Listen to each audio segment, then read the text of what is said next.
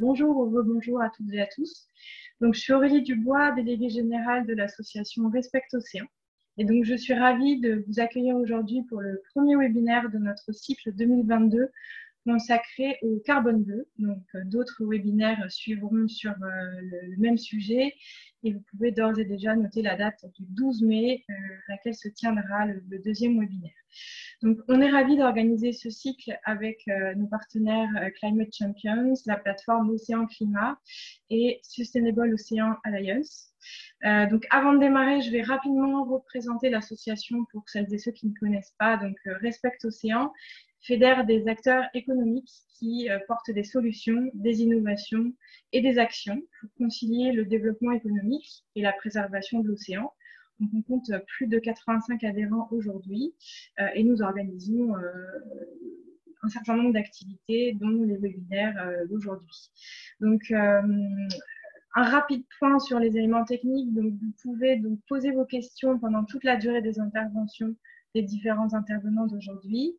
Et il y aura 2 sessions de questions-réponses lors lesquelles nous restituerons vos questions.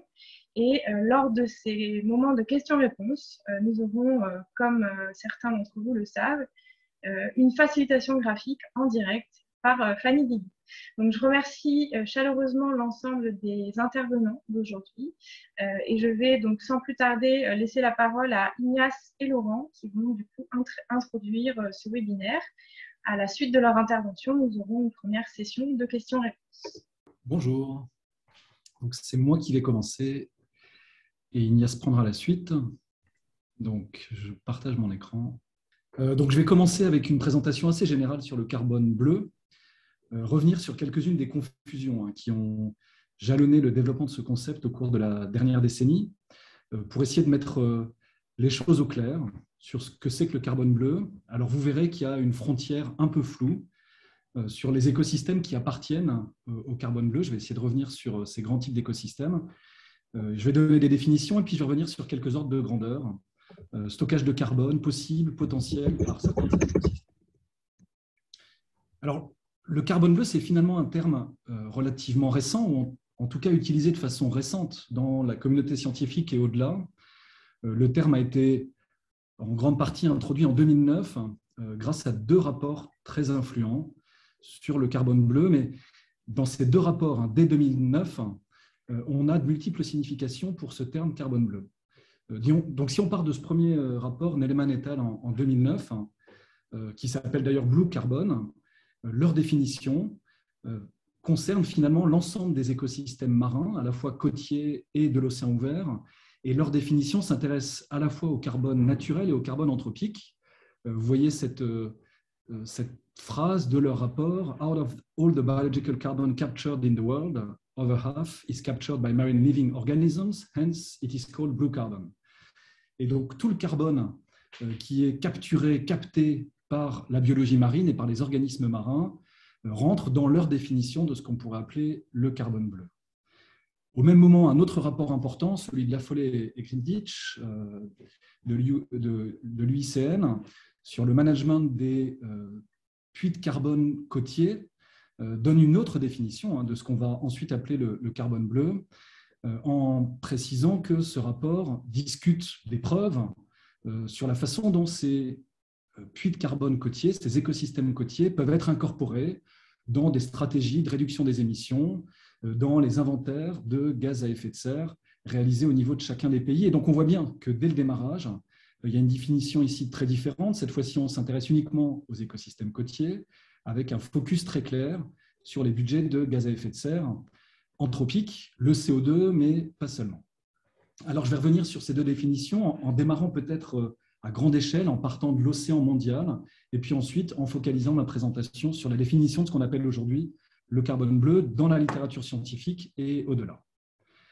Alors, le premier point d'importance, c'est de revenir sur le rôle de l'océan dans le bilan de carbone planétaire. Je vous montre ici une figure très récente la dernière publication qui fait le point sur le bilan de carbone à l'échelle globale. Vous avez sur cette figure les quantités de carbone cumulées dans les différents puits de carbone et les quantités de carbone qui ont été émises par l'action humaine, ici en gris par les émissions de carbone liées à la combustion des réserves fossiles et puis en orange par la déforestation.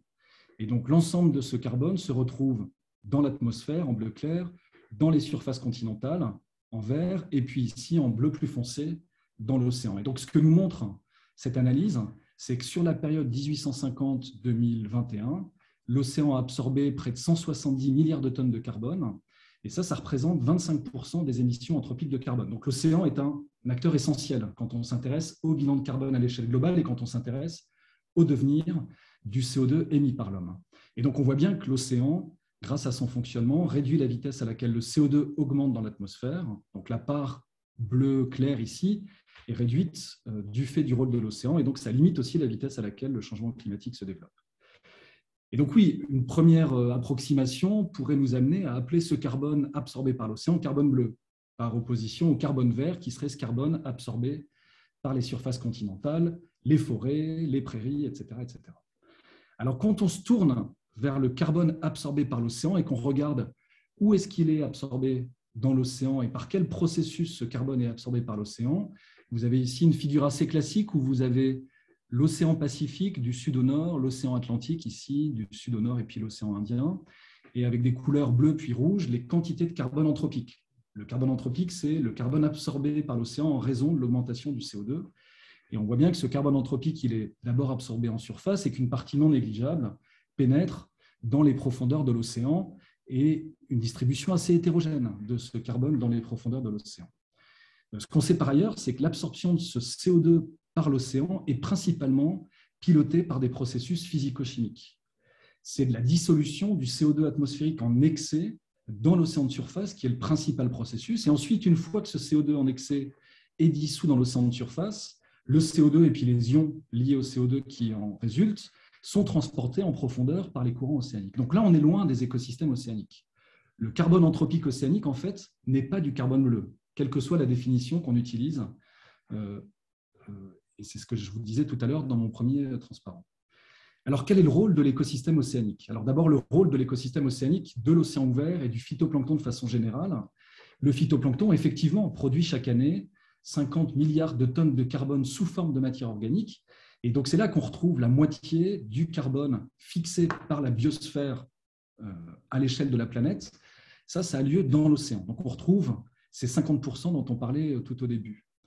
Ce qu'on sait aussi, c'est que cette fixation de carbone par l'océan et le flux vers les profondeurs qui résulte de cette fixation de carbone par le phytoplancton contribuent très majoritairement à la distribution du carbone naturel dans l'océan. C'est ce qu'on appelle la pompe biologique. Mais aujourd'hui, on n'a pas besoin d'évoquer la pompe biologique pour comprendre les raisons qui expliquent que l'océan absorbe du carbone anthropique. Alors, on a encore beaucoup de questions et des incertitudes. L'évolution future de cette production du phytoplancton en réponse au changement climatique pourrait affecter le puits de carbone océanique dont on parlait par ailleurs. Et puis, je mentionne aussi le fait que des méthodes d'intervention sur ces flux, en fertilisant par exemple le phytoplancton de l'océan ouvert, en ajoutant des micronutritifs comme du fer, ont été envisagées pour augmenter la capacité de l'océan à stocker du carbone. Et donc là, on est à la frontière de ce qu'on pourrait appeler le carbone bleu. Est-ce que le phytoplancton, dans ce cas-là, pourrait être considéré comme un écosystème du carbone bleu et participer à cette absorption de carbone par l'océan?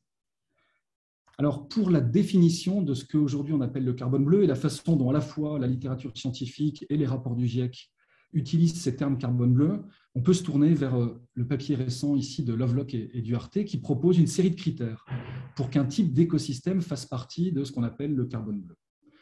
Alors, premier critère, il faut que cet écosystème ou ce type d'écosystème ait des effets significatifs sur les bilans de gaz à effet de serre à l'échelle globale, avec des possibilités de stockage à long terme du carbone.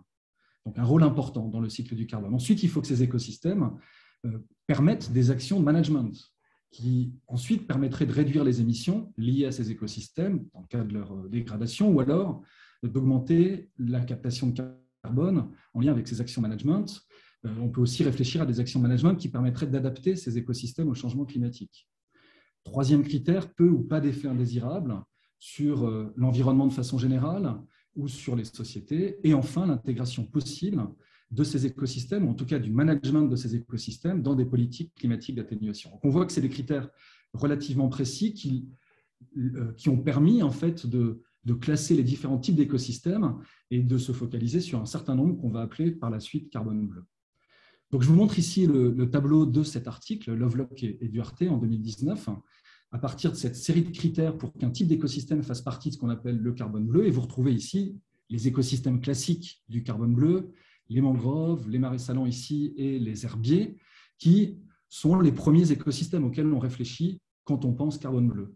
On voit que ces types d'écosystèmes ont des impacts potentiellement importants sur les budgets de gaz à effet de serre, qu'ils ont aussi des effets à long terme sur ce stockage du carbone fixé par ces écosystèmes, qu'a priori, il y a peu d'écosystèmes indésirables pour l'écosystème dans son ensemble, donc les aspects environnementaux, mais aussi sur les aspects sociétaux, et qu'il y a des possibilités d'intervention, de management de ces écosystèmes pour améliorer le stockage de carbone ou et réduire les émissions de gaz à effet de serre. Alors, il y a d'autres écosystèmes qui pourraient aussi faire partie de ce qu'on appelle le carbone bleu, et beaucoup de discussions ces derniers temps sur les macroalgues, sur les forêts de laminaires, par exemple, des propositions aussi qui sont exprimées dans cet article de Krauss, Jensen et Duarte en 2016, avec un rôle potentiellement important de ce type d'écosystème sur le bilan de carbone à l'échelle globale. Le phytoplancton est aussi dans la table de Lovelock et Duarte ici, avec un certain nombre de points d'interrogation sur la possibilité de management de ces écosystèmes. Et donc, on voit ici qu'il y a une frontière un peu floue quand on parle de carbone bleu. Alors, je vais peut-être revenir et terminer sur un certain nombre de grandes caractéristiques de ces écosystèmes de carbone bleu tels que définis dans mes slides précédentes. On parle ici d'habitats côtiers végétalisés, notamment les herbiers, les macroalgues, les forêts de mangroves et les marais salants. Ils forment des écosystèmes très productifs et ils représentent d'importants réservoirs de carbone avec de grandes incertitudes sur les valeurs de ces stocks de carbone. Vous avez ici une table extraite du très récent rapport du GIEC, celui qui a été adopté il y a moins d'un mois, le rapport du groupe 2, avec des valeurs de taux d'enfouissement par an pour ces écosystèmes qui sont importants, avec vous le voyez ici, des grandes barres d'incertitude, à la fois pour les mangroves, pour les salt marshes et pour les herbiers. Donc, au-delà de ces aspects carbone, les écosystèmes du carbone bleu sont reconnus comme d'excellents protecteurs pour le littoral vis-à-vis des tempêtes, de l'érosion, et ils contribuent ainsi à atténuer les effets d'élévation du niveau de la mer. Quelques points pour terminer, quelques grandes caractéristiques. Ces écosystèmes sont en danger. Près de 50% des zones humides côtières ont disparu au cours des 100 dernières années, alors en raison du changement climatique lui-même, mais aussi en raison des pressions humaines qui sont localisées dans ces zones-là. Ça, c'est une des conclusions du rapport spécial de l'IPCC sur l'océan et la cryosphère en 2019. Et ces écosystèmes côtiers végétalisés sont aussi d'importants réservoirs de carbone et leur disparition pourrait être responsable de la libération de quantités de CO2 importantes vers l'atmosphère. Et enfin, carbone bleu des solutions, oui, la restauration de ces écosystèmes côtiers pourrait permettre d'atténuer le changement climatique, de stocker, là encore, des chiffres du rapport spécial du GIEC sur l'océan et la cryosphère, de stocker jusqu'à 2% des émissions mondiales si on restaure ces écosystèmes. Si on améliore leur protection et la gestion, on pourrait réduire les émissions de carbone dont j'ai parlé tout à l'heure. Et enfin, terminer sur le fait que ces actions présentent de nombreux autres avantages, protection contre les tempêtes, l'amélioration de la qualité de l'eau, la biodiversité et la pêche. On va parler de ces différents écosystèmes dans le reste de ce webinaire. Voilà, je vous remercie pour votre attention et je vais passer la parole à Inès. Merci Laurent et bonjour à tous. Je suis Inès Béguin, je suis le Ocean Lead pour les champions du climat sous la Convention cadre des Nations Unies pour le changement climatique, la CNUC ou UNFCCC. Et notre rôle est de travailler avec les acteurs non étatiques, donc les entreprises, le secteur financier, les villes et les régions, pour les mobiliser sur le sujet climat et travailler main dans la main avec les gouvernements. Pour compléter l'intervention de Laurent, je vais aujourd'hui essayer de donner des clés de lecture pour comprendre pourquoi et comment les entreprises peuvent positionner ces écosystèmes côtiers ou ces écosystèmes de carbone bleu sur la carte des solutions pour agir sur le dérèglement climatique. Et les points qui vont être abordés aujourd'hui vont ensuite être un peu plus approfondis dans les sessions qui vont suivre dans les prochaines semaines. Alors, carbone bleu et entreprise est un sujet récent et même un sujet récent pour la science, comme l'a souligné Laurent. Donc, il y a actuellement peu des initiatives larges sur le sujet, comme on peut connaître notamment pour les forêts, et c'est un sujet qui évolue rapidement.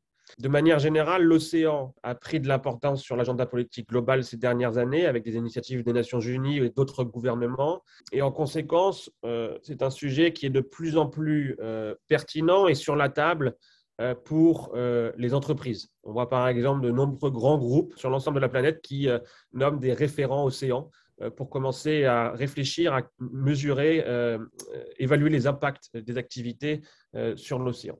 Sur cet agenda global des océans, entreprises, océans et gouvernements, les écosystèmes bleus ont un rôle à jouer très certainement. Comme l'a souligné Laurent, en plus de leur capacité de séquestration du carbone, ils ont aussi de nombreux bénéfices pour l'adaptation et la résilience au changement climatique. Et on sait, le dernier rapport du GIEC l'a souligné, on est dans une situation à haut risque et toutes les solutions doivent être trouvées pour protéger les plus vulnérables au changement climatique. Et les écosystèmes bleus, les écosystèmes côtiers ont un rôle à jouer aussi sur l'adaptation et non pas seulement sur la séquestration du carbone.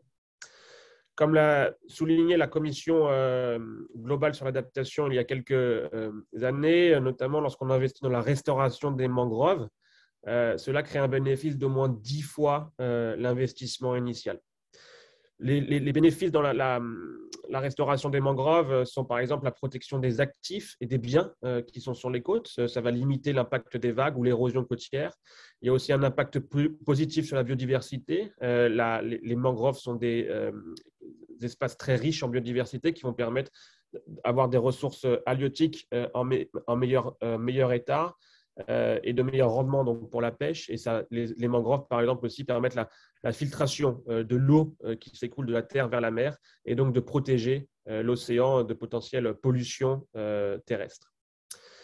Donc ça, c'est un petit peu le constat économique. Pourquoi les écosystèmes côtiers de carbone bleu sont pertinents, à la fois pour la séquestration, vous l'aurez compris, du carbone, sur l'adaptation au changement climatique, mais aussi il y a de nombreux bénéfices économiques. Mais comment une entreprise, quelle qu'elle soit et quelles soient ses activités, peut se saisir de ces enjeux? Donc, quel serait le financial case ou le business pour une entreprise?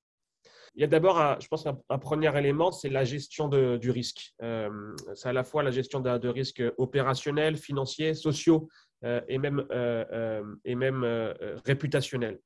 Quand on pense à des entreprises qui ont des activités directement sur les océans, comme le secteur de la pêche ou du tourisme côtier ou même de l'aquaculture, la gestion des risques est directement liée à la protection des écosystèmes bleus. Comme on l'a vu, les mangroves ou les herbiers marins sont des espaces riches en biodiversité, donc il est pertinent pour le secteur de la pêche de protéger ces écosystèmes ou celui de l'aquaculture.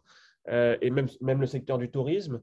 Et si on va à l'autre bout des entreprises, des différents secteurs, même les entreprises qui n'ont pas d'activité directement liée sur les océans, la pertinence de protéger ces écosystèmes, c'est que ça permet de protéger leur chaîne de valeur, de potentiels actifs qu'elles auraient sur les côtes et de protéger également les employés ou leurs clients qui sont sur les côtes. Donc, la pertinence des écosystèmes de carbone bleu et côtiers sont pertinents pour l'ensemble des entreprises. Ça, je pense que c'est un point qui est difficile à saisir, mais il y a de plus en plus de recherches qui est fait sur le sujet pour donner justement des clés de lecture à ces entreprises-là.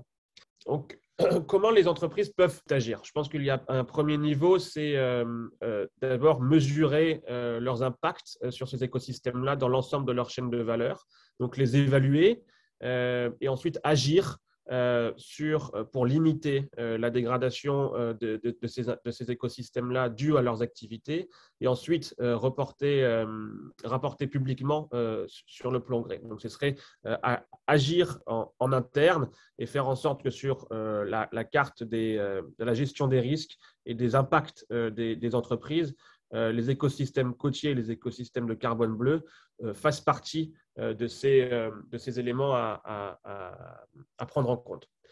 Ensuite, il y a différentes autres manières dans lesquelles les entreprises peuvent approcher les écosystèmes bleus, et notamment une qui sont les marchés carbone. Lorsqu'on parle de marché carbone ou de blue carbon market, ici, l'idée, c'est d'investir dans la restauration et la protection de carbone bleu dans le cadre des marchés carbone. C'est-à-dire que les entreprises vont acheter des crédits carbone qui vont permettre la restauration ou la protection de ces écosystèmes-là. Et ces crédits carbone vont soit leur permettre pardon pour l'anglicisme, de offsetter leurs émissions de gaz à effet de serre ou de pouvoir vendre ce crédit sur les marchés. Il y a deux principaux avantages du marché carbone. Le premier, c'est certainement la séquestration du carbone. Donc, ça permet d'atténuer les émissions de gaz à effet de serre. Mais un autre avantage significatif, c'est que ça permet d'apporter des financements pour la restauration et la protection de ces écosystèmes ou établir un mécanisme de retour sur investissement stricto sensu est quand même difficile à établir pour établir un mécanisme financier sur j'investis dans la restauration des mangroves, il n'y a pas obligatoirement un retour sur investissement direct. Mais lorsqu'on investit à travers les marchés carbone, notre retour sur investissement, c'est de pouvoir acquérir un crédit carbone. Et de l'autre côté, ça permet d'apporter des investissements pour ces écosystèmes-là. Donc ça, c'est un intérêt vraiment fort du marché carbone. Mais il y a quand même des risques à prendre en compte et des enjeux à tenir. Le premier, c'est que les crédits carbone ne doivent aucunement être un moyen d'éviter pour une entreprise d'être sur une trajectoire de décarbonation forte. Je m'explique, c'est-à-dire que les outils de marché carbone sont un outil complémentaire à une réduction d'émissions de gaz à effet de serre qui doivent être en lien avec la science et une trajectoire de 1,5 degré. C'est-à-dire que les entreprises doivent viser à être nettes en émissions carbone d'ici 2050 et réduire leurs émissions de au moins 90 à 95%. Et les marchés carbone permettent d'apporter ce plus et d'atteindre le 100% de zéro émission. Mais le marché carbone ou même doivent être vus comme un moyen de pouvoir continuer à émettre des émissions de gaz à effet de serre qui seraient compensées sur une autre partie de la planète. Ça, c'est vraiment important de le prendre en compte. C'est qu'un outil, c'est le petit plus qui permet d'aller plus loin, mais d'abord, les entreprises doivent radicalement décarboner leur production et leur chaîne de valeur. Le deuxième risque, mais aussi avantage des marchés carbone, le risque, c'est que ça ne soit pas fait en bonne coopération avec les populations locales. Il faut faire en sorte qu'elles soient vraiment pleinement intégrées au développement de ces process-là et que les populations locales puissent bénéficier des bénéfices de la restauration de ces écosystèmes. Et enfin, finalement, un point qui est important à noter, c'est qu'il faut que le prix du carbone soit suffisant de restauration et de protection de ces écosystèmes. Ça a été à peu près évalué. Il faudrait que la tonne de carbone soit à $29 pour que ça soit rentable. Mais actuellement, le marché carbone oscille entre 5 et 15 dollars la tonne. Donc, il y a encore cet élément-là aussi à prendre en compte sur la pertinence ou non du marché carbone. Toutefois, on a vu qu'à la COP26, les États se sont accordés sur l'article 6 sur des cadres et des règles de fonctionnement du marché carbone. Donc, il a quand même, le marché est quand même confiant que le marché, les crédits carbone vont prendre de la valeur dans les années à venir. Donc, ce serait une des options qui est sur la table, c'est pour les entreprises d'aujourd'hui investir sur ce marché-là dans l'objectif de pouvoir faire des investissements profitables et puis pouvoir ensuite revendre ces actifs sur les marchés dans quelques années quand le prix sera plus élevé. Et il y a des grandes entreprises qui font des recherches et qui s'investissent énormément sur le sujet. Il y a notamment la Blue Carbon Barriers Alliance qui a été lancée à la COP26 avec des groupes comme Netflix, Salesforce, Microsoft et Amazon et d'autres qui ont pour objectif de faire un appel, une demande, un signal de marché sur on est prêt à acheter des crédits carbone, mais il y a un manque de supply pour provisionner ce marché. Donc, il y a vraiment un appétit fort des entreprises, mais il y a encore actuellement un manque de crédits suffisants sur le marché. D'autres initiatives comme la Ocean Risk and Resilience Action Alliance font des recherches essaye de développer des projets pilotes pour tester des concepts. Donc, comment on peut investir de manière rentable dans les écosystèmes naturels, notamment des projets d'assurance, travailler avec les pêcheurs artisanaux pour les inciter à être des gardiens des écosystèmes, et comment ces entreprises-là peuvent percevoir des fonds pour protéger ces écosystèmes-là. Et notamment, une des manières, ce serait de les rémunérer via des crédits carbone. Un autre projet qui a été abordé dans certains forums, c'est potentiellement lancer un fonds global de restauration des mangroves sur le modèle du Global Fund for Coral Reef qui fonctionne bien. Et en fait, juste pour vous donner cet exemple-là, le Global Fund for Coral Reef, l'objectif de ce fonds est de financer des activités économiques qui sont dites coral friendly, donc ce seraient des activités économiques comme le tourisme, le transport maritime ou le traitement des eaux usées qui permettent d'entretenir et de protéger les coraux. Et on pourrait voir le développement d'un fonds similaire, mais pour les mangroves, où il y aurait en fait 3 niveaux de financement. Le premier, ce serait un niveau de subvention de dons pour permettre de créer un pipeline de projets et de supply pour développer et attirer les investisseurs à la fois privés et publics pour restaurer et protéger les mangroves en investissant dans des entreprises qui ont des activités positives sur ces écosystèmes-là. Et in fine, l'objectif est de créer des secteurs économiques à impact positif sur les mangroves. Donc ici, on peut penser à des secteurs économiques comme la pêche ou l'aquaculture ou le tourisme qui auraient dans leurs activités des éléments de protection, de restauration de ces écosystèmes-là.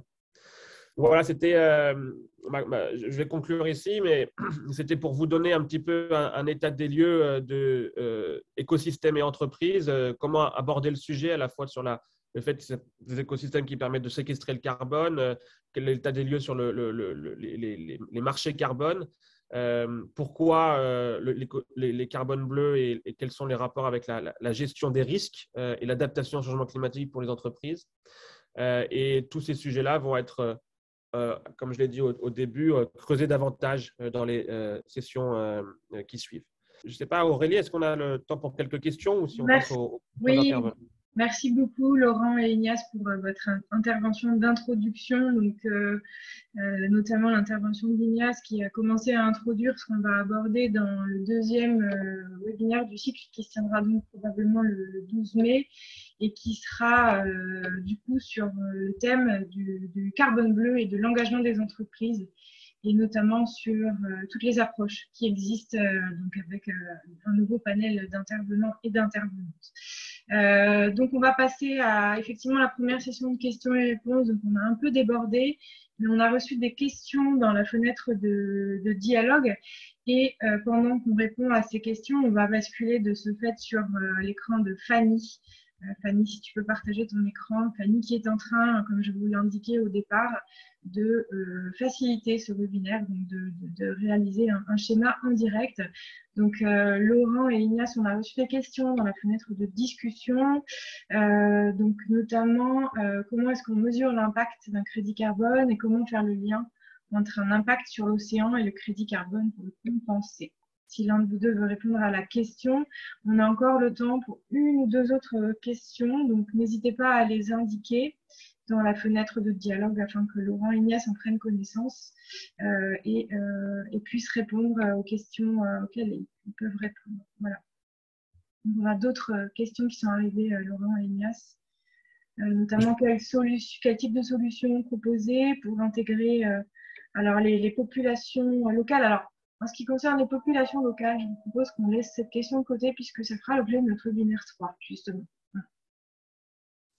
Oui, peut-être un premier élément de réponse. Je vais parler assez peu des marques spécialistes de ces thématiques-là, mais revenir sur quelques-unes des incertitudes qui sont encore grandes sur à la fois le fonctionnement de ces écosystèmes carbone bleu, sur leur capacité à absorber du carbone en cas de restauration, et puis sur leur devenir. Donc oui, on a de vraies incertitudes sur la quantité de carbone que ces écosystèmes, en cas de restauration, sont capables de stocker. Il y a un certain nombre de chiffres qui sont publiés et qui peuvent être utilisés pour ensuite transitionner vers la question des marchés carbone et du carbone bleu en particulier. Mais il y a des questions de monitoring, de reporting et de vérification, hein, comme d'ailleurs d'autres types d'écosystèmes continentaux qui sont encore sur la table. Sur les mangroves, par exemple, on peut mesurer le flux de CO2, dans certains cas, de l'atmosphère vers l'écosystème lui-même, mais on a du mal à boucler le bilan si on n'est pas capable aussi de mesurer la quantité de carbone qui, de l'écosystème, est ensuite transportée vers l'océan ouvert, par exemple, pour être capable de faire un bilan de carbone complet. Donc, il y a encore des questions de science qui mobilisent les équipes sur le terrain, et on en parlera sans doute dans la suite de ce webinaire. Donc, des vraies questions sur les aspects carbone. On a des éléments hein, sur la production de ces écosystèmes très importante. C'est donc des éléments aussi sur la façon dont on peut intégrer ces écosystèmes dans des calculs de bilan carbone. Premier point.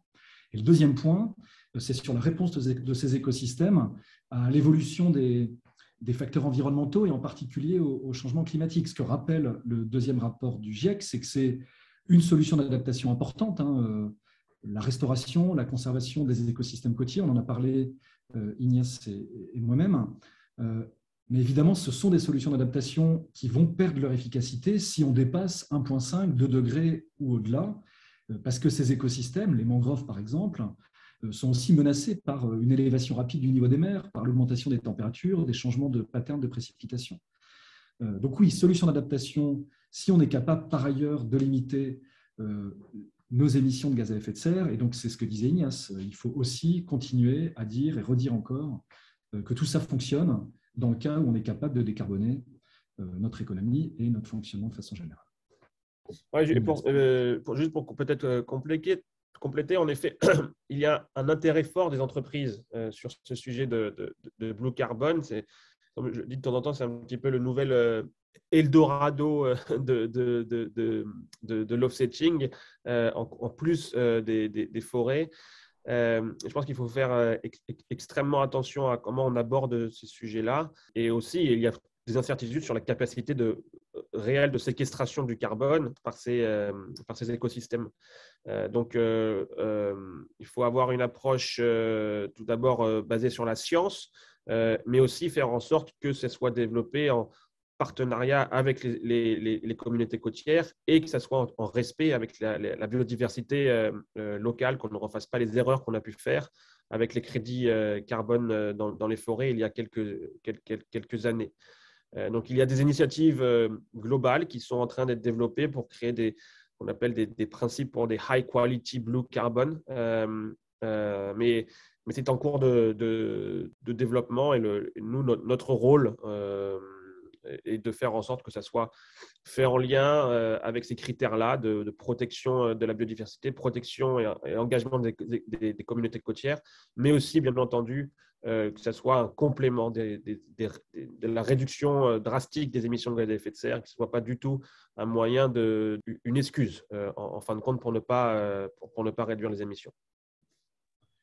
Oui, je me permets d'ajouter une chose, et peut-être ça répondra à une des questions que je vois sur le chat. Oui, ce qui limite la contribution à l'échelle globale de ces écosystèmes, c'est évidemment la limitation sur les surfaces sur lesquelles on est capable de conserver ou de restaurer ces écosystèmes de mangroves et d'herbiers marins, par exemple. Oui, les surfaces sont limitées par cette frange côtière sur laquelle on est capable de conserver ou de restaurer ces écosystèmes. Le deuxième point, c'est dans les solutions d'atténuation en lien avec l'océan.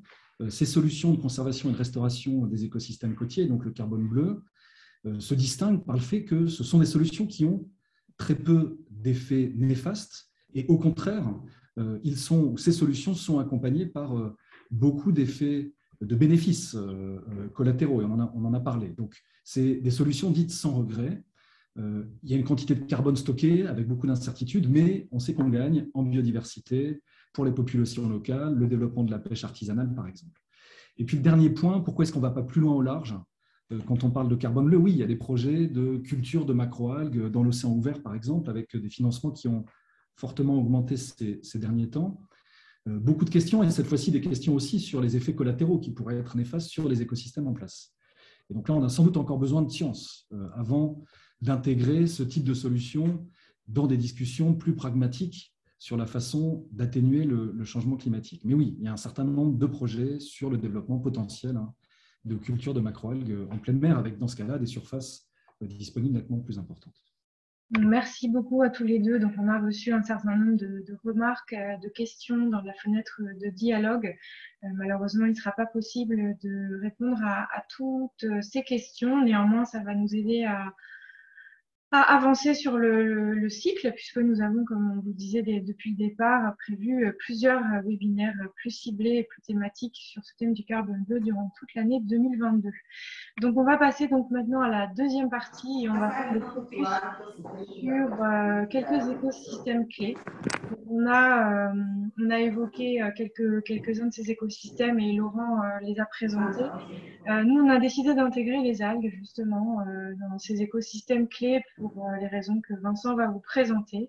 Donc Vincent, je ne sais pas si tu as une présentation à partager avec les participants. Donc Vincent est à l'exposition universelle, donc il y a un peu de bruit derrière lui. Et non, ça va mieux, j'ai trouvé un endroit plus calme.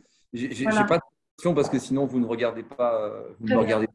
Et c'est insupportable. Alors on va mettre ça et puis on va laisser Fanny sur la facilitation graphique dans quelques minutes pendant que tu interviens.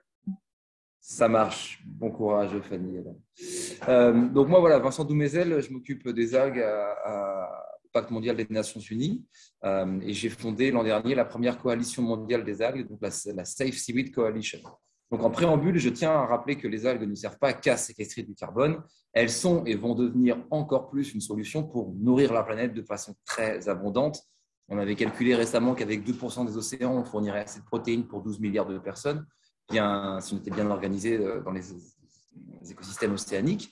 Et d'ailleurs, je viens des algues, moi je viens du monde de l'agroalimentaire et je suis venu vers les algues pour nourrir le monde de demain. On a 300 000 personnes tous les jours en plus à nourrir et on sait que dans les 50 ans à venir, du fait des changements diététiques et des envies de manger plus carné, on aura besoin de produire autant de nourriture dans les 50 ans à venir qu'on en a produit depuis 10 000 ans. Donc l'enjeu est important et les algues sont un moyen essentiel d'y répondre, puisqu'aujourd'hui, sur la planète, on a 70% de la planète qui est couverte par des océans qui contribuent à moins de 2% de notre apport en calories. Donc, on a vraiment un potentiel de croissance. Et je dis ça pas que pour les algues, mais pour tous les écosystèmes marins en général. Et les algues en sont un peu le fondement, puisque les algues vont aller alimenter les phytoplanctons, alimenter les coquillages, les crustacés et les petits poissons, et puis qui vont alimenter même les grands poissons. Donc, on a vraiment le fondement avec les algues d'un écosystème marin qui va fournir d'ailleurs des habitats aussi à l'écosystème marin. Donc, on a avant tout une solution pour nourrir les hommes, et c'est comme ça qu'il faut qu'on la considère. On a aussi une solution pour nourrir les animaux avec des bienfaits importants. Il y en a un qui est important pour le changement climatique et dans cette définition de carbone bleu, c'est que, alors, il y a plein de bienfaits pour les animaux si on utilise des algues, notamment, ils vont aller mieux, comme nous d'ailleurs, ils vont être en meilleure santé. Donc, on va avoir moins besoin d'antibiotiques, notamment. Il y a un autre effet intéressant sur l'utilisation des algues qui est directement concerné au changement climatique, c'est la réduction des émissions de méthane.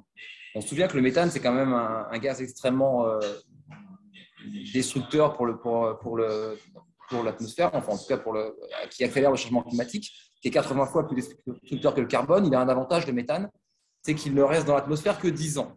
Donc ça veut dire que si on arrête les émissions de méthane aujourd'hui, on va avoir un effet dans 10 ans exactement. Donc, c'est assez important et c'est assez intéressant.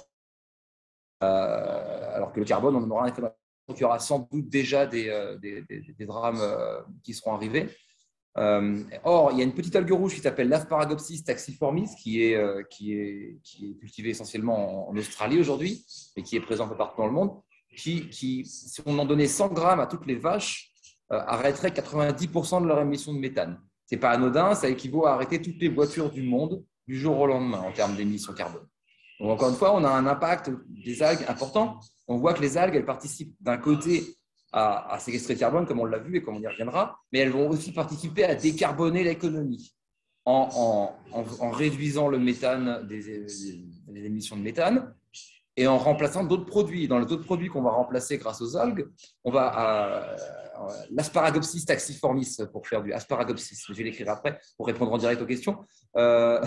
Pour revenir sur ce rôle, qui vont remplacer. Le premier sera les pesticides ou les fertilisants, puisque les algues vont être un biostimulant naturel.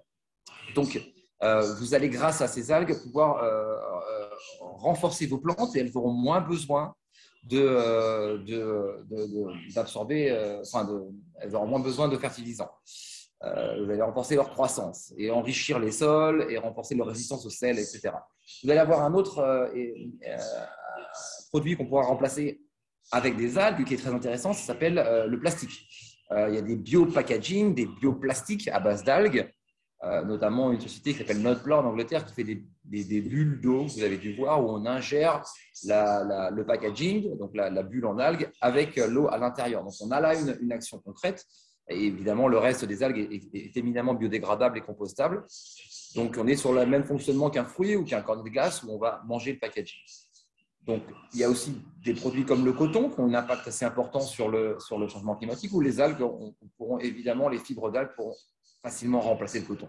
On a surtout un impact en termes de restauration de la biodiversité qui va permettre à tout un écosystème de se régénérer, de revivre et de se réparer. Et qui va absorber l'écosystème en entier, beaucoup de carbone, pas seulement les algues, mais encore une fois le phytoplancton, les animaux, toute la chaîne qui repose sur cet écosystème.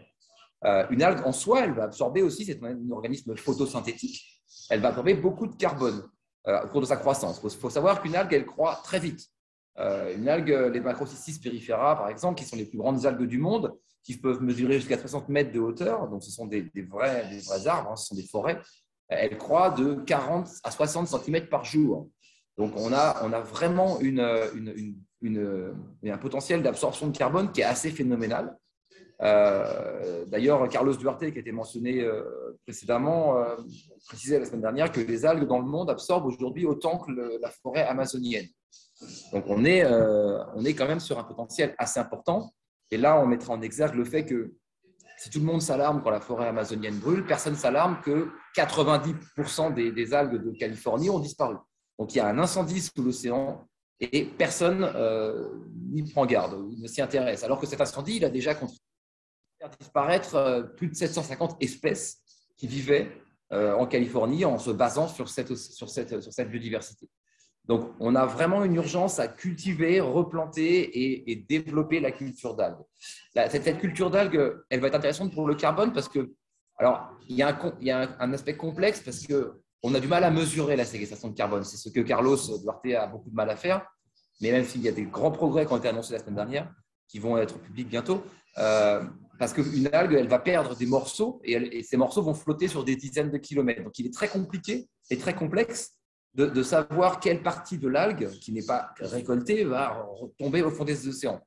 Par contre, l'aspect intéressant, c'est que quand cette algue elle tombe au fond des océans, si elle atteint plus de 1000 mètres de profondeur, il n'y a plus de bactéries pour la dégrader. Donc, contrairement à un arbre, quand il perd ses feuilles ou quand il perd ses branches, va avoir ses branches et ses feuilles dégradées par les bactéries qui vont libérer le carbone. Une algue, elle va emporter le carbone au fond des océans, potentiellement, et là, il va se sédimenter à travers des millions d'années. Donc, on a, en théorie, une ressource qui pourrait inverser le changement climatique, qui pourrait être plus que neutre ou à bas taux d'émission, qui pourrait être négative, qui pourrait absorber, puisque au cours de sa croissance, une algue, en exudat, donc en biomasse, elle va perdre jusqu'à 50% de sa biomasse, du fait des houles, du fait des contraintes externes. Il faut se rappeler que notre climat tel qu'il existe aujourd'hui, il a été construit il a été généré en partie par une petite plante aquatique qui s'appelle l'azola. Les géologues ont appelé ça l'événement azola. Il y a une plante aquatique qui, il y a 50 millions d'années, a proliféré sur la Terre, jusqu'à recouvrir au niveau de l'Arctique. À l'époque, la Terre était chaude, la Terre était très chaude, l'Arctique était rempli de crocodiles, de palmiers et de tortues. Et cette petite algue, elle a proliféré au niveau de l'Arctique, recouvert 4 millions de kilomètres carrés, et elle a absorbé tellement de carbone de l'atmosphère qu'elle a baissé le climat de 20 degrés. Et c'est là qu'on a eu des pôles congelés. Si les pôles sont congelés aujourd'hui, c'est à cause de cette algue. Donc, il y a deux leçons à retenir de ça. C'est que ceux qui pensent encore que l'homme ne peut pas changer le climat, il faut se rappeler qu'une petite plante aquatique de 2 cm l'a fait il y a combien d'années et a donné lieu à un climat qui est celui que nous connaissons aujourd'hui et qui a permis l'émergence des des mammifères, enfin, la prolifération des mammifères et de notre espèce.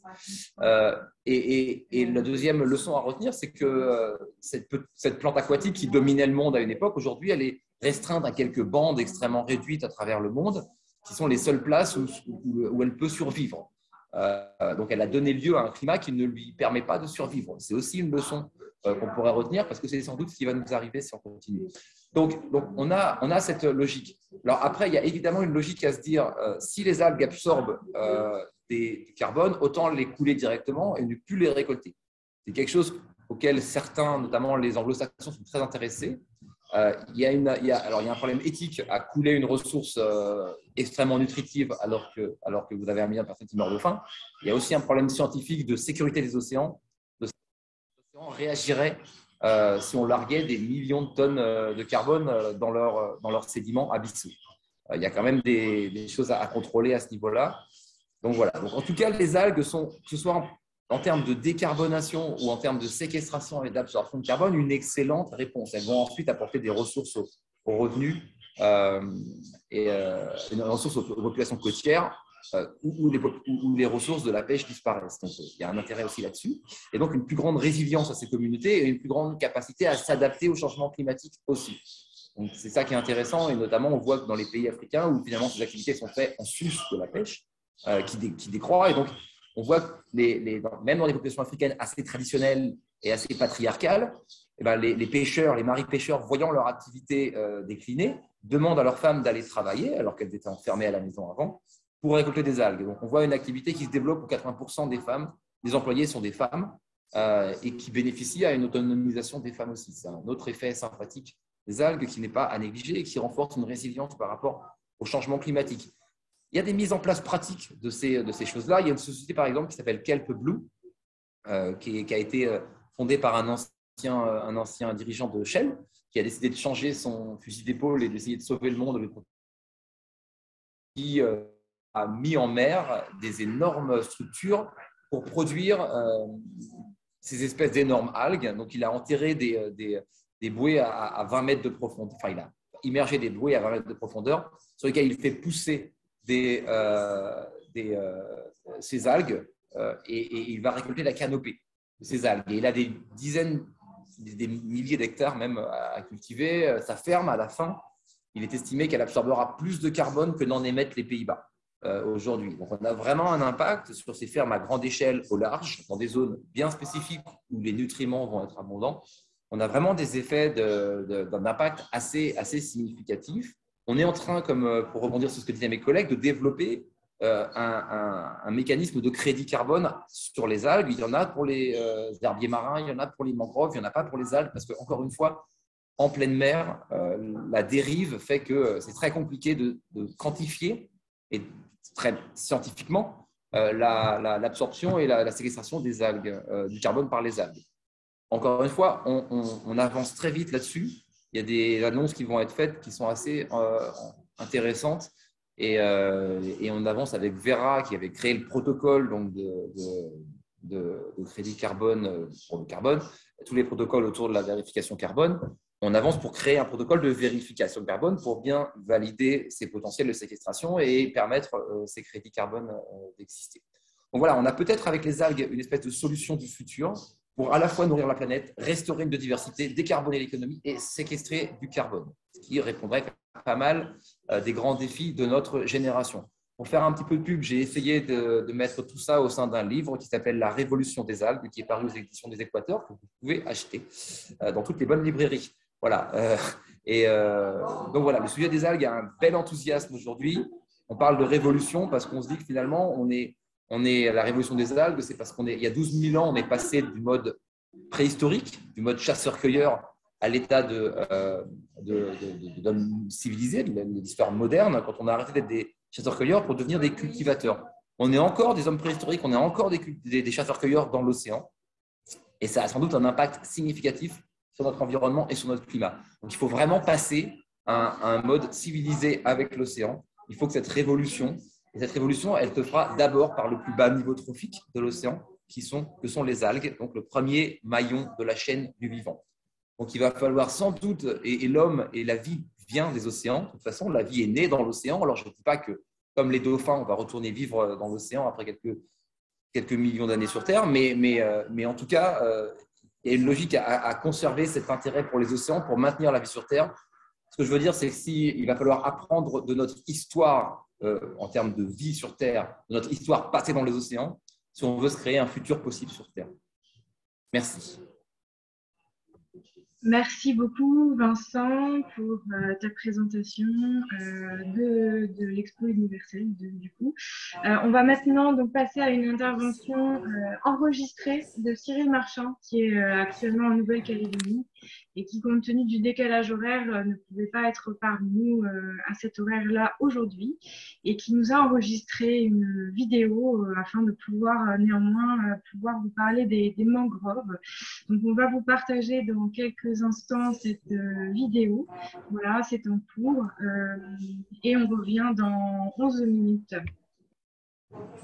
Les mangroves sont un ensemble d'arbres, d'arbustes et d'herbiers à caractère halophyte se développant dans la zone de balancement des marées, en zone tropicale et subtropicale.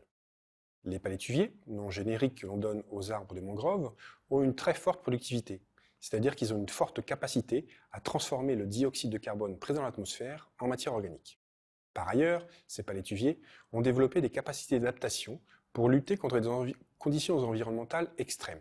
D'une part, une salinité variable, allant de 5 à 70, une dessiccation du substrat potentiellement dans les parties hautes de l'estran, une instabilité du substrat liée à la houle et au courant, une hydromorphie du substrat, et liée à cette hydromorphie, cette teneur en eau dans le sol, une anoxie du substrat, un manque d'oxygène, également lié aux concentrations importantes en matière organique dans ce sol. Bonjour, je m'appelle Cyril Marchand, je suis professeur de sciences de la Terre et de l'environnement à l'Université de la Nouvelle-Calédonie, et pendant ces quelques minutes, je vais vous parler du cycle du carbone au sein des mangroves.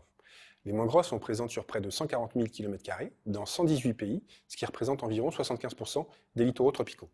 Il existe deux aires de répartition aux compositions floristiques différentes, une aire atlantique avec une dizaine d'espèces, et l'aire Indo-Pacifique avec plus de 50 espèces et un hotspot de biodiversité au niveau de la Papouasie-Nouvelle-Guinée.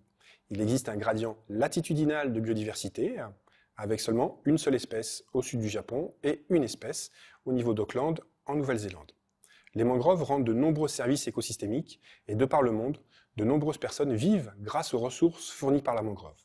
Malheureusement, la mangrove est un écosystème menacé, ayant disparu de 1 à 2% par an entre 1980 et 2000. La mangrove a un intérêt dans le cycle du carbone. D'une part, elle va fixer autant de carbone dans sa biomasse aérienne qu'une forêt tropicale primaire. Cependant, du fait que son sol soit gorgé d'eau, les processus de minéralisation de la matière organique y sont très lents. En conséquence, les stocks de carbone dans un sol de mangrove peuvent être 10 à 100 fois supérieurs à une forêt classique. Si l'on regarde la productivité des palétuviers, pendant très longtemps, on a utilisé comme proxy de la productivité la chute du litière. Donc vous avez sur ce graphe ici une répartition de la chute de litière en fonction de la latitude. Donc vous voyez qu'à une latitude supérieure à 30 degrés, la chute de litière est d'environ 5 tonnes de matière sèche par hectare et par an, alors que sous une latitude inférieure à 10 degrés, la chute de litière va être plus du double, supérieure à 10 tonnes de matière organique par an. Donc un gradient latitudinal de productivité. Désormais, il y a des instruments, des équipements de type station d'hélicovariance qui permettent d'avoir une meilleure vision de capacité des palétuviers à piéger le CO2. Donc vous avez sur ce graphe-ci la production de l'écosystème net en fonction de précipitations dans 3 pays différents. Avec tout d'abord ici en Nouvelle-Calédonie, un climat semi-aride, de faibles précipitations dans l'année, une productivité relativement faible. Puis 2 mangroves subtropicales en Chine et en Floride.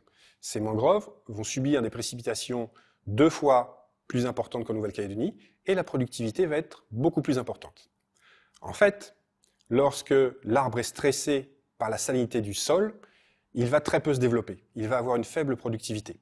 Lorsqu'il pleut beaucoup, ces précipitations, cet apport d'eau douce vont diluer la salinité du sol et sa productivité va être augmentée. La productivité est augmentée par les précipitations, mais également les stocks de carbone dans l'écosystème peuvent être augmentés. Vous avez sur ce graphe les stocks de carbone dans la biomasse aérienne, dans le sol, et puis en bleu, c'est le total. Donc vous voyez une relation quasi linéaire entre des précipitations annuelles dans un pays et le stock de carbone. Cependant, la mangrove est un écosystème de la zone intertidale, qui peut migrer en fonction du variation du niveau des océans. Donc lorsque l'on considère un stock de carbone dans le sol de la mangrove, il faut savoir quel type de matière organique on va identifier. Est-ce que c'est la matière organique qui est liée au développement de la forêt actuelle? Nous avons fait en Nouvelle-Calédonie des prélèvements le long d'un estran. 3 carottes différentes, sous une zone à Rhizophora, sous une zone à Avicennia et dans un tan.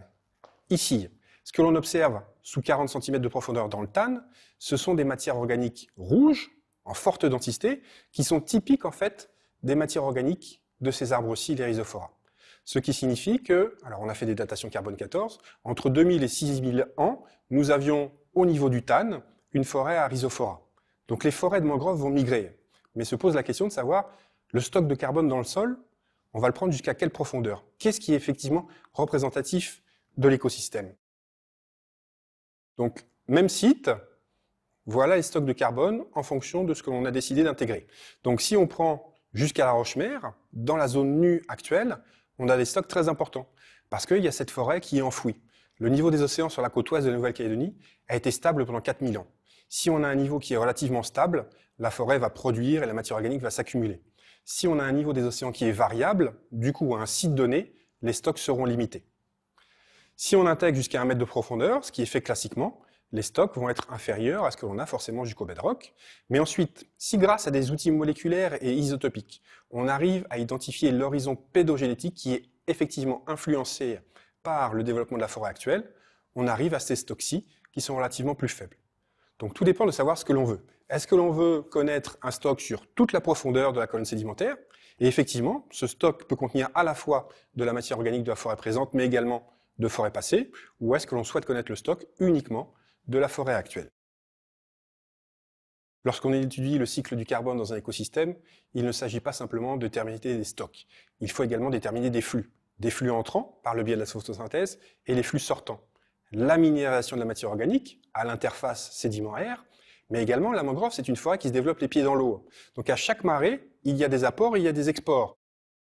Donc vous avez ici toutes les flèches du cycle du carbone au sein de la mangrove. Donc si la mangrove effectivement a un puits pour le dioxyde de carbone, elle est une source de carbone organique et inorganique pour les eaux côtières, pour les écosystèmes adjacents. Un de mes collègues australiens, Dan Alonji, a réalisé ce modèle en 2020, très récemment. Donc il y a les différents stocks, les différentes flèches, les différents flux qui concernent l'écosystème. Pendant très longtemps, on a considéré uniquement l'export particulière lorsque la marée repart. Elle part avec des feuilles, export de carbone organique particulière. Ensuite, on a considéré également les échanges souterrains en utilisant des isotopes, notamment ici, voilà, ces flèches-ci. On a pu montrer qu'il y avait un export important de carbone organique dissous.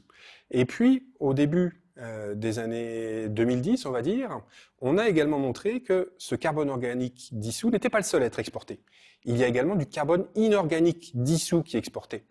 C'est-à-dire que la mangrove produit sa matière organique, elle va être enfouie, elle subit un processus de minéralisation, et une partie des produits de la minéralisation ne vont pas soit rester dans le sol ou être exportés vers l'atmosphère, ils vont être exportés vers les eaux adjacentes. Et ça, c'était un point manquant que pendant très nombreuses années, on a eu du mal à quantifier. Donc, export de carbone inorganique dissous. Donc, il y a à la fois du tidal flushing, mais également du pore water seepage, par les eaux souterraines. On a montré avec mes étudiants au Vietnam que ce CO2, ce carbone inorganique dissous qui était exporté vers les chenaux, pouvait en fait être à la source, à la base des réseaux trophiques le long des littoraux à mangroves. On dit tout le temps que les mangroves sont certes une zone de nurserie, mais également une zone de nourriture. Les feuilles de palétuvier sont très riches en tanins et la qualité de leur matière organique n'est pas adaptée pour les poissons et les crevettes du littoral. Par contre, la minéralisation, les produits de la minéralisation de ces feuilles vont faire que les eaux vont être riches en carbone inorganique dissous, en sels nutritifs, et ça, c'est la base du réseau. Maintenant se pose la question de savoir, avec les changements climatiques, la hausse du niveau des océans, la hausse des températures, la hausse des concentrations en CO2, que va-t-il advenir de ce cycle du carbone au sein du mangrove? Je vais prendre deux exemples très rapidement. Tout d'abord, l'influence de la température. Vous avez ici un graphe qui vous montre un échange net de CO2 entre un écosystème de mangrove en climat semi-aride et puis l'atmosphère. On s'aperçoit en fait qu'il existe un optimum de température qui est situé ici environ à 26 degrés. Lorsque la température augmente, la photosynthèse, entre guillemets, de l'écosystème va être réduite. On s'est aperçu que cette température était site spécifique, mais aussi dépendante de l'espèce. La température va avoir une autre influence. Lorsque la température est plus importante, alors les processus de minéralisation vont être plus importants. C'est-à-dire la transformation de matière organique dans le sol va produire plus de CO2 ou bien de méthane. Vous avez ici un graphe qui vous montre des émissions de CO2 à l'interface sédiment-air en fonction de la température. Et ici, le même type de graphe qui vous montre les émissions de méthane, pas toujours pareil, à l'interface sédiment-air. Donc, lorsque les températures vont augmenter, potentiellement la photosynthèse sera réduite et la minéralisation va être augmentée. Donc, la capacité générale de l'écosystème à être un piège pour les gaz à effet de serre va potentiellement être réduite. Il y a d'autres facteurs qui rentrent en ligne de compte, je ne les développerai pas aujourd'hui. Par ailleurs, nous sommes actuellement face à une hausse importante du niveau des océans. On l'observe partout. Ici, fameuse photo de Yann Arthus Bertrand qui concerne le cœur de veau. La mangrove, c'est un écosystème zoné. Ça veut dire que chaque espèce a une zone préférentielle de développement. La mangrove, c'est un peu comme une plage, avec le bas de la plage, le milieu de la plage et le haut de la plage. Dans le bas de la plage, ce sont les rhizophora qui viennent se développer, ces arbres-ci. En climat semi-aride, dans la zone intermédiaire, ce sont les avicéniens. Petit palétuvier gris ici. Il reste petit du fait de la forte concentration en sel dans le sol. Et lorsqu'on est encore plus haut dans l'estran, la quantité de sel est trop importante et ce sont des salicornes qui se développent, ce ne sont plus les palétuviers. Cette photo a été prise au début des années 90. Même photo dans les années 2000. On s'aperçoit que le centre du cœur de veau a été colonisé. Pourquoi est-ce que le centre de veau a été colonisé? Tout simplement du fait de la hausse du niveau des océans. La durée d'immersion par les marées est plus importante, donc la durée d'évaporation est moins importante, les concentrations en sel dans le sol vont diminuer et les palétuviers vont pouvoir se développer. Donc un peu partout dans le monde, on observe une migration des mangroves. D'une part, ce qu'on va appeler une poleward migration, donc une migration des mangroves vers les pôles, du fait de la hausse des températures. Donc on va observer ça en Louisiane, en Floride. On l'observe également à Okinawa, sud du Japon, ou au sud d'Auckland. Et on va observer une landward migration, donc migration des mangroves vers les terres. Voilà. Si vous vous rappelez la première carte que je vous ai montrée, la mangrove se développe principalement dans les pays émergents. Des pays où il y a une très forte densité de population sur le littoral. Et donc, il y a un conflit d'espace entre le développement de la mangrove et le développement de zones urbaines. Bien souvent, il n'y a plus d'espace en arrière pour laisser la mangrove coloniser. Principal problème pour l'avenir des mangroves. Je vous remercie pour votre attention. J'espère que cette courte présentation vous aura intéressé. Et si vous avez des questions, vous pouvez me... À bientôt. Donc, nous remercierons, Cyril Marchand pour cette vidéo. Nous allons passer maintenant à la troisième intervention sur le troisième écosystème qu'on voulait vous présenter aujourd'hui. Il s'agit des herbiers, donc avec l'intervention de Patrick Astruc qui va maintenant clôturer cette série d'interventions après notre deuxième série de questions et réponses. Oui, bonjour à tous. Merci Aurélie. J'ai une présentation que je vais partager. Allez-y. Très bien. Bon, je vais vous parler donc, du rôle de puits de carbone des herbiers marins. Et donc moi, je suis Patrick Astruc, je suis ingénieur au GIS Posidonie, mais à cette présentation, je voudrais associer aussi le professeur Gérard Perjean et le professeur émérite Charles-François Boudouresque des universités de Corté et d'Aix-Marseille qui sont experts notamment de l'herbier de Posidonie et qui travaillent beaucoup sur les puits de carbone et sur le carbone bleu et qui m'ont aidé à actualiser les différents chiffres qu'on peut avoir sur cette thématique. Donc, le GIS Posidonie, juste pour vous présenter rapidement ma structure, c'est un groupement d'intérêt scientifique pour l'environnement marin. C'est une association de type loi 1901 qui existe depuis 40 ans cette année. Et pour faire simple, on est une structure de recherche appliquée en écologie marine et on a un rôle d'interface entre la recherche fondamentale et la gestion de l'environnement. Donc, on est hébergé dans les locaux de l'Institut méditerranéen d'océanologie à Marseille et en convention avec l'université. Alors, pour entrer dans le vif du sujet, un petit parallèle que je trouve intéressant sur les magnolophytes marines, en fait, ou plantes sous-marines. Donc, pour faire un petit peu on va remonter un petit peu dans le temps. Les premiers végétaux terrestres donc, sont apparus il y a environ 500 millions d'années à l'Ordovicien sous la forme de bryophytes, hein, c'est-à-dire de mousse. Et donc, les magnolophytes sont des plantes à fleurs, angiospermes. Et les premières plantes marines sont apparues vers le Crétacé il y a 100 à 120 millions d'années. Et on retrouve des fossiles du genre Posidonia à cette époque-là. Et l'analogie avec les vertébrés et le retour à la mer et l'apparition des mammifères marins, en fait, elle est assez intéressante puisqu'on observe un peu le même cheminement avec des végétaux qui vont s'adapter à la vie terrestre et puis pour retourner ensuite à une vie marine aquatique.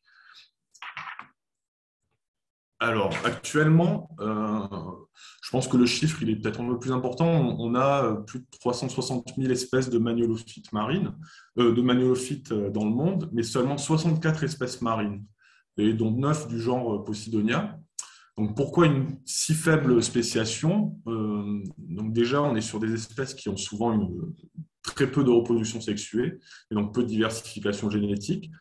On considère sans doute un avantage compétitif par rapport aux macroalgues ou aux autres types de végétaux en milieu marin.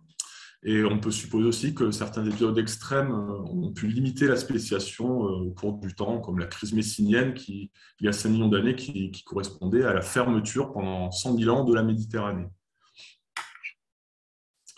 Alors, je vais faire un focus sur la Posidonie, donc Posidonia oceanica, sur laquelle je travaille un peu plus et on va le voir, qui a des performances assez intéressantes à considérer. Donc les chiffres évoluent là aussi, on considère qu'elle occupe 15 000 km² en Méditerranée. Ça correspond à 23% des fonds entre 0 et 50 mètres de profondeur et seulement 1,5% de la Méditerranée. Alors, elle a des particularités. C'est une espèce endémique. Sa croissance est la plus lente au monde pour les magnolophytes, pour les plantes à fleurs marines. Et elle a la particularité également d'édifier ce qu'on appelle la matte. C'est un lacis de rhizomes et de racines qui piège le sédiment. Et donc, on a des structures qui peuvent en bas, en dessous de la canopée. Donc, c'est une espèce ingénieure d'écosystème. On l'observe vraiment sur la partie côtière de la surface jusqu'à 40 mètres. C'est le siège d'une très grande diversité qui accueille jusqu'à 25% des espèces méditerranéennes avec de nombreuses espèces caractéristiques. Et donc, ce qui nous intéresse, ce sont les nombreux services écosystémiques qui sont rendus par cet écosystème à Posidonie. Un rôle de nurserie, de frayère, donc un soutien directement à la ressource halieutique et à la pêche artisanale côtière, un rôle de protection du littoral avec une atténuation de la houle, un piégeage de sédiments, une fixation des plages, notamment à travers les banquettes. Donc, ce sont des accumulations de feuilles mortes de Posidonie, mais qui permettent le maintien du trait de côte. Le rôle de puits de carbone, donc et la lutte contre l'effet de serre, l'oxygénation de l'eau, etc. Et pour toutes ces raisons, en partie, c'est une espèce qui est protégée en France depuis 1988 et elle est aussi considérée comme habitat prioritaire selon la directive européenne Habitat Faune Flore, c'est-à-dire Natura 2000. Donc là, on va s'attarder un peu plus sur ce rôle de puits de carbone. Donc, bon, là, cette diapositive, elle reprend des éléments qui ont déjà été abordés, mais là, ce qui nous intéresse dans ces objectifs, c'est le favoriser, conserver et restaurer les puits de carbone naturels et donc la végétation. Donc, le carbone bleu pour les océans, on est sur 55% de la fixation du carbone, 82% par le phytoplancton et seulement 18% par la végétation côtière, mais celle-ci représente seulement 0,5% de la surface des océans. Donc, on est sur un ratio qui est assez intéressant. Quand je parle de végétation côtière, ça inclut mangroves, présalés, herbiers marins. Dans le cas de notre herbier de Posidonie, on va avoir des stocks de carbone à plus ou moins long terme. Donc, un stock à court terme à travers les banquettes, donc à court terme, c'est-à-dire annuel, voire pluriannuel. Un stock à long terme de plusieurs millénaires dans la matte, dans ce lacis de rhizomes et de racines, et un stock à très long terme, jusqu'à plusieurs millions d'années, donc de carbone inorganique dans le sédiment. Alors là, on peut parler de beaucoup de chiffres. Ces chiffres évoluent dans la littérature et il faut sans cesse les actualiser. Et c'est souvent difficile de les interpréter ou de les avoir. Donc là, je vais parler en tonnes équivalent CO2. Donc on prend notre gramme de carbone, on le multiplie par 3,7 pour considérer notre molécule de dioxyde de carbone. Et une comparaison relative est peut-être plus intéressante. Et là, on va faire la comparaison entre notre herbier de Posidonie, notre écosystème, avec une forêt tempérée qu'on retrouve dans nos latitudes. Alors, on est sur 5 tonnes d'équivalent CO2 pour notre forêt tempérée et 5,2 tonnes pour l'herbier de Posidonie, donc de fixation par hectare et par an. Ensuite, en termes de séquestration, sur les 5 tonnes fixées par notre forêt tempérée, seulement 1 à 5% est séquestré dans le sol, sur une épaisseur d'environ quelques décimètres. Et par contre, notre herbier de Posidonie, on est entre 20 et 25% de séquestration. Et là, on considère une épaisseur moyenne de 2,5 mètres. Et ça, c'est quelque chose aussi qui peut être discuté en fonction de l'état de santé, des contextes géographiques. Et donc là, on est sur des stocks de plusieurs millénaires. On a daté des épaisseurs de maths jusqu'à plus de 4000 ans. Et ensuite, en termes de stock, on se retrouve par hectare, en moyenne, sur une forêt tempérée, entre 150 et 400 tonnes d'équivalent CO2. Alors que pour notre herbier, on a mesuré plus de 2650 tonnes. Donc, on a quelque chose de très performant. Pour la forêt, on est sur un stock dans la biomasse de la forêt, dans le sol, et alors que dans notre herbier de Posidonie, il s'agit vraiment du puits de carbone dans la matte. Alors, dans ce sens, l'herbier de Posidonie, c'est un exemple qui est vraiment intéressant et qui est parmi... mais là, les chiffres de la présentation précédente pouvaient un peu remettre à plat tout ça, mais qui est vraiment parmi les écosystèmes les plus performants au monde pour le stockage de carbone. Et donc là, c'est des chiffres assez récents et qui rivalisent, voire en fonction des sources, dépassent d'autres écosystèmes clés comme les mangroves ou certaines forêts tropicales ou boréales. Donc quelques chiffres intéressants de ce rôle concrètement de fixation, séquestration et stockage de carbone. On considère que l'herbier de Posidonie autour des Baléares, par exemple, en Espagne, fixe 9% des émissions annuelles de CO2 et que le stock correspond à l'équivalent de 150 émissions. Pour la Corse, donc on est sur 20% des émissions annuelles qui sont fixées, et soit 27 à 72% 12 ans d'émissions de CO2. Un autre chiffre que je trouve intéressant, c'est qu'à l'échelle de la Méditerranée, l'herbier de Posidonie stocke jusqu'à 42% du carbone d'origine anthropique émis depuis la révolution industrielle. Donc là, on parle des pays riverains de Méditerranée. Donc tous ces chiffres, c'est quelque chose d'assez parlant qui peut sensibiliser les gens et les décideurs. Alors pour terminer, je vais parler rapidement des enjeux et des solutions qu'on peut avoir pour conserver et restaurer ces herbiers marins. Tout d'abord, l'enjeu, c'est que la régression ou la dégradation des herbiers, au-delà d'empêcher la fixation et la séquestration, on est sur un risque de libération de carbone stocké dans le sol, dans le sédiment. Et donc, on peut vraiment parler d'une bombe à retardement. Et un herbier dégradé, c'est un herbier qui peut libérer et être source et amplifier la libération de carbone dans le milieu. Donc, ce rôle de puits de carbone, ça doit être un argument de taille pour la conservation et la restauration des herbiers marins. Donc, quelles solutions? On parle bien sûr des solutions basées sur la nature, notamment la transplantation. C'est quelque chose, la transplantation d'herbiers marins, ça existe depuis plus d'un demi-siècle, sur de nombreuses espèces. La littérature est très fournie dans le monde, mais cette transplantation, elle peut être efficace, mais il faut absolument un cadrage. Notamment, ça ne peut pas être un alibi pour justifier des aménagements littoraux qui sont impactants pour l'environnement. Ça doit vraiment être une solution cadrée pour la restauration de ces herbiers. Et enfin, un autre outil de restauration qu'on appelle passive, mais je pense que c'est pas forcément, c'est assez péjoratif ce terme. Je parle de la conservation et la mise en place de dispositifs de mouillage écologique pour conserver, pour protéger les herbiers du mouillage, la réglementation qui va limiter les aménagements du littoral, la mise en place de zones de protection fortes pour limiter les impacts non seulement sur les plantes, mais sur l'écosystème qu'elles constituent. Voilà les pistes les plus porteuses de résultats qu'on peut envisager. Voilà. Donc, j'ai terminé. J'étais assez rapide, je pense. Et voilà, je vous remercie. Merci beaucoup, donc Patrick.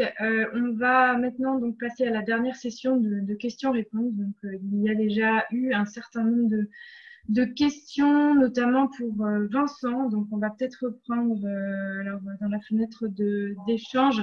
Vincent, je crois qu'il y avait quelques questions auxquelles tu souhaitais répondre. Donc, c'est à toi et je laisse aussi aux autres participants la possibilité d'indiquer leurs questions pour Patrick, puisque donc Cyril ne pourra pas répondre aux questions en direct. Donc voilà, n'hésitez pas à poser vos questions à Vincent et Patrick.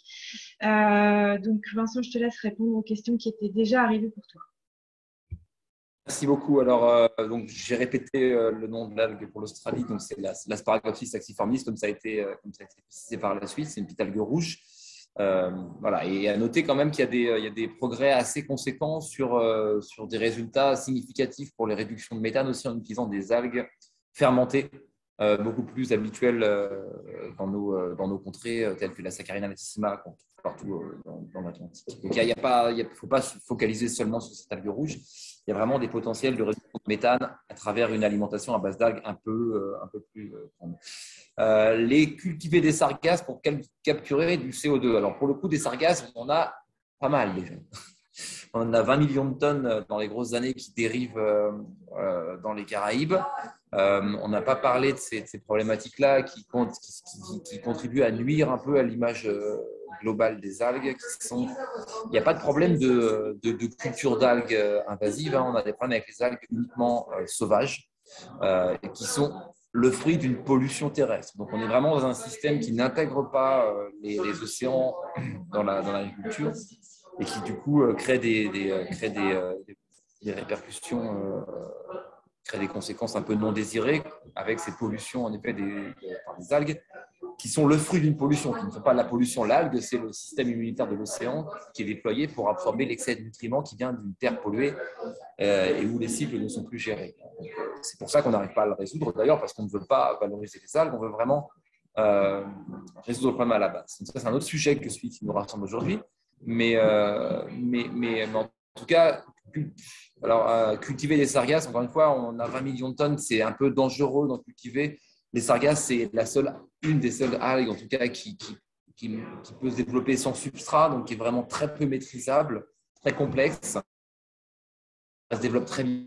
En effet, il y a des gens qui commencent à réfléchir à l'idée de cultiver des sargasses pour les couler au fond de l'océan. Il y a des mutations génétiques qui sont en cours sur les sargasses pour qu'elles développent des phénomènes qui vont les faire couler naturellement au fond de l'océan.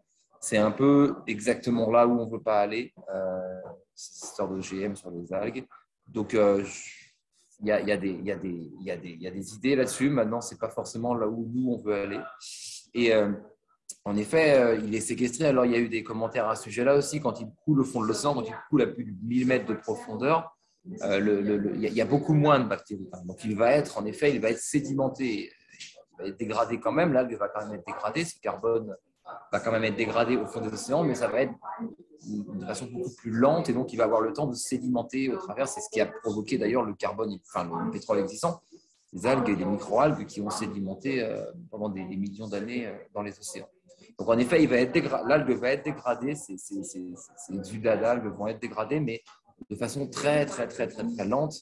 Donc il va en tout cas en grande partie ne pas être rejeté dans la mer. Je crois que c'est un peu tout ce que j'avais. Il y a une dernière question qui est arrivée pour toi, Vincent. Quelle est la cause de la perte massive des algues en Californie ? Alors, c'est un réchauffement qui, au cours des 10 dernières années, a tué les étoiles de mer, les grosses étoiles de mer qui mangeaient des oursins. Donc, on est là vraiment dans une illustration des désordres écosystémiques qui ont des répercussions énormes. Donc, il y a une étoile de mer qui a disparu, les oursins ont proliféré, ont dévoré toutes les algues. Ça a détruit et éteint 750 espèces en conséquence de ça. Donc, on a vraiment un petit réchauffement, pas forcément, c'est El Niño, hein, c'était pas forcément très significatif, mais ça a juste permis à un type d'étoile de mer de mourir, ce qui a donné lieu à un raz-de-marée en termes d'extinction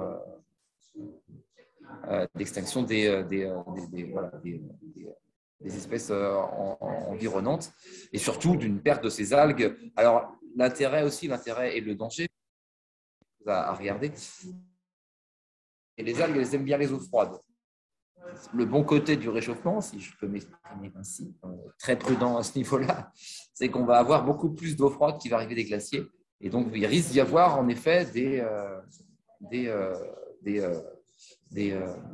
nouveaux territoires, notamment au nord du Canada, etc., qui vont s'ouvrir. On est là dans la théorie, encore une fois.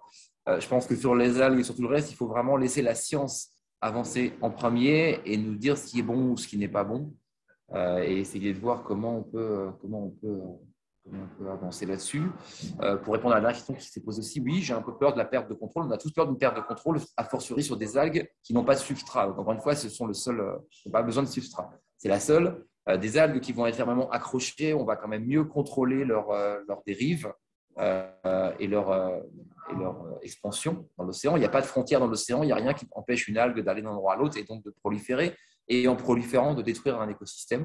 Des algues cultivées qui sont accrochées à des substrats, on maîtrise très bien. Et faut bien comprendre que l'algue, ce n'est pas un concept. La culture d'algues, ça existe déjà, c'est 35 millions de tonnes, c'est 15 milliards d'euros de chiffre d'affaires en Asie, c'est 8 millions d'emplois et 10% de croissance par an. Et on n'a pas vu pour l'instant d'algues invasives. Les sargasses, encore une fois, il y a 20 millions de tonnes de sargasses qui dérivent aujourd'hui dans les Caraïbes, qui détruisent des écosystèmes de façon absolument dramatique. En produire plus, ça m'inquiète. Par contre, essayer de couler celles qui sont là dans la haute mer, pourquoi pas? Mais c'est complexe aussi. Donc en effet, toute notre action au niveau de l'algue, elle doit être dirigée par la science. Et c'est ça qui est intéressant. L'Asparagopsis, pour la dernière question qui vient d'apparaître, elle n'est pas encore complètement maîtrisée. On est au tout début, comme toutes les espèces ou presque. Il faut savoir que dans la culture d'algues, on a 50 ans d'expérience en Asie et rien dans le reste du monde. Donc, sur les 12 000 espèces d'algues qui existent, on en cultive entre 10 et 20. Il y a des champs d'expérimentation d'Asparagopsis en Tasmanie qui sont développés. Il y a une concession de 5 000 hectares qui a été sécurisée, où on cultive sur quelques hectares de l'algue. On en est au tout début. C'est une algue qui se développe en symbiose avec d'autres algues. C'est extrêmement complexe. C'est petit comme algue en plus, donc on n'en récupère pas beaucoup. Donc voilà, c'est le tout début, encore une fois. Je vous invite, si vous voulez en savoir plus, à lire mon livre. Mais on est au tout début de cette révolution des algues, mais elle répond à beaucoup de problèmes de notre génération. Et il y a un vrai potentiel à en régler quelques-uns. Merci beaucoup donc à tous aujourd'hui, à tous pour vos interventions. Je vous propose qu'on se dirige vers la conclusion de notre premier webinaire du cycle qui, je le rappelle, était un webinaire d'introduction et différents sujets seront creusés au fur et à mesure de l'année. Donc, on a notamment évoqué les entreprises et le carbone bleu, les populations locales aussi, l'implication des populations locales. Il y aura différents sujets tout au long de l'année qui permettront donc d'aborder et de creuser certains sujets qui ont commencé à être abordés aujourd'hui. Je vais laisser la parole à l'un de nos autres partenaires du cycle, donc Benjamin, je ne sais pas si tu es encore là, Benjamin Lesage de SOA. Benjamin, est-ce que tu es encore parmi nous? Je suis là, tu m'entends? Oui, vous m'entendez? Okay. Oui, merci. Merci Aurélie et merci aux partenaires. Conclusion de quelques minutes, voilà. Ouais, merci Aurélie et merci aux partenaires pour l'organisation de ce webinaire. Donc c'est vrai qu'on parle beaucoup du carbone bleu, mais moi je suis très heureux de voir qu'il y a déjà une série d'événements en français sur le sujet. Je crois que c'est très important de le notifier. Pour conclure, moi je vais Je vais conclure à travers en fait nos activités en fait à Sustainable Ocean Alliance. Donc nous, ce qu'on fait, c'est on rassemble le plus grand réseau de solutionnistes qui œuvrent à la protection, à la préservation des océans. Donc on a plusieurs projets, bien entendu, qui sont impliqués sur le sujet du carbone bleu. On en verra certains dans les webinaires à venir. Mais voilà, je crois que comme eux, ce qui nous remonte, c'est que voilà, on l'a compris aujourd'hui, on a besoin de la science. Il y a un potentiel et il faut qu'on continue de travailler ensemble. Voilà, donc merci encore à tous pour vos présentations aujourd'hui. On a encore appris beaucoup de choses. Merci beaucoup, Benjamin. Donc, merci beaucoup aussi à Fanny pour la facilitation graphique d'aujourd'hui qui est à nouveau qui permet à nouveau de synthétiser l'ensemble des principales conclusion de ce webinaire. Donc, on va repasser sur notre présentation, donc afin de noter effectivement quelques prochaines dates à venir. Donc, comme on l'a mentionné 2 fois lors de ce webinaire, donc le prochain se tiendra probablement le 12 mai avec un nouveau panel d'intervenants et d'intervenantes. Et ensuite, nous aurons probablement un autre en juin et 2 autres en fin d'année, donc lors du dernier trimestre. Donc, n'hésitez pas à nous suivre sur nos réseaux sociaux pour recevoir les invitations et notamment sur notre page LinkedIn Respect Océan pour celles et ceux qui ne nous suivent pas encore et pour celles et ceux qui suivent déjà les activités de l'association. Avec Sustainable Ocean Alliance, nous portons aussi l'Océan Pitch Challenge, qui est un concours de pitch à destination des porteurs de solutions. Et la finale se tiendra le 17 mai à 17h. Et là, c'est 100% confirmé. Donc, vous avez le formulaire d'inscription qui est déjà en ligne sur notre site. Et n'hésitez pas à vous inscrire à la finale. On espère battre notre record de 200 participants l'année dernière. Donc, voilà, n'hésitez pas à vous inscrire, à partager, à communiquer sur cette finale qui vous permettra notamment de découvrir les 10 meilleurs projets de notre CRU 2022. Voilà. Donc, il ne me reste plus qu'à remercier à nouveau chaleureusement l'ensemble des intervenants d'aujourd'hui. Ignace nous a quittés, mais je remercie particulièrement Ignace qui nous aide à réaliser ce cycle 2022. Merci Fanny, merci à toutes et à tous et très bonne fin de journée à tout le monde et retrouvez l'enregistrement sur notre chaîne YouTube dans quelques jours.